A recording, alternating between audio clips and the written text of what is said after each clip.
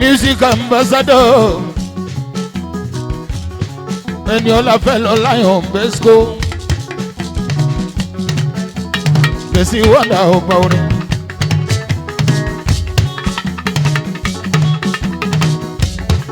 agbájọ́ lọ́la sí kírù wẹ̀yìn ẹ̀wọ̀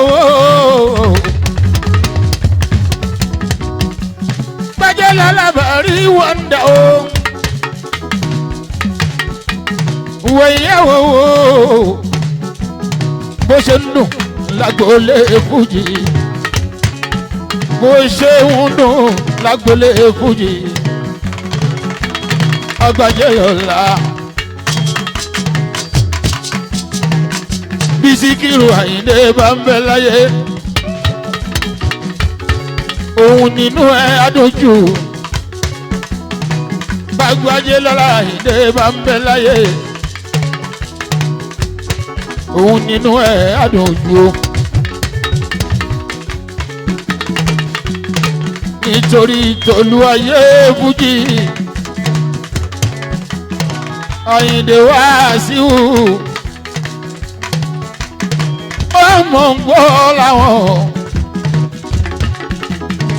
ọmọ Síkírù Àyìndé abínú wáyé o tódò lóye tuntun nẹ́nẹ́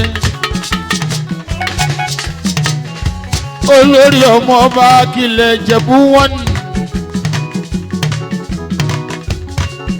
Àyìndé kú oríire ọmọ gbọ́lá ọ̀hún Àyìndé orí tó máa dàdé kò ní sáláì dàdé Wàsíù Àyìndé orí tó máa dàdé kò ní sáláì dàdé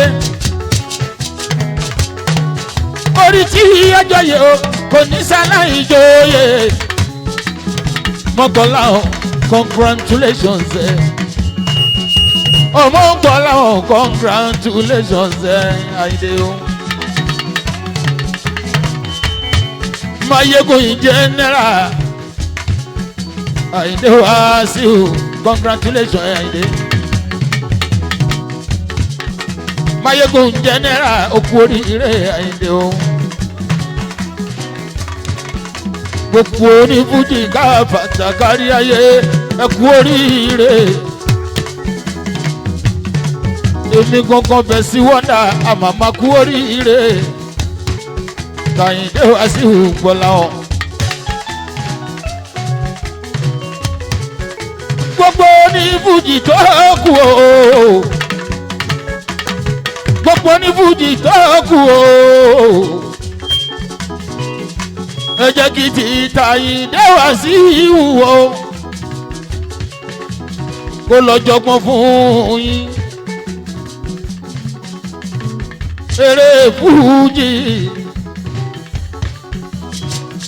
eré fújì ó yẹ ká tẹpá mọ́ ká lè bá gòkè àgbà o. Ọmọ gbọ́lá Àyìndé mi Wàsíù ó tẹpá mọ́ṣẹ́ o ó dẹni tí wọ́n ń wárí fún Wàsíù Àyìndé tẹpá mọ́ṣẹ́ ó wá dẹni tí gbogbo ayé ń wárí fún bí Àyìndé Síkírù Bàrí Wọ́ndà ìdógún jọ́sí Ọ̀túnba Síkírù Àgbájé lọ́la mi Àyìndé.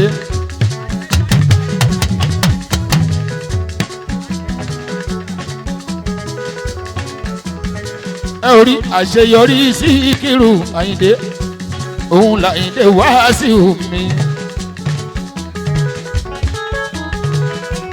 Bí Síkírù Àyìndé bá ń bẹ láyé tó bá ń bẹ láàyè o lẹ́yìn òun nínú ẹ̀ ò bá dùn jù o. Nítorí pọ́mọ́ tá a pọ̀ tẹ́sẹ̀ wọlé tó wá di bàbá kádúpẹ́ fọlọ́hún ló tọ́ kádúpẹ́ fọlọ́hún ló tọ́.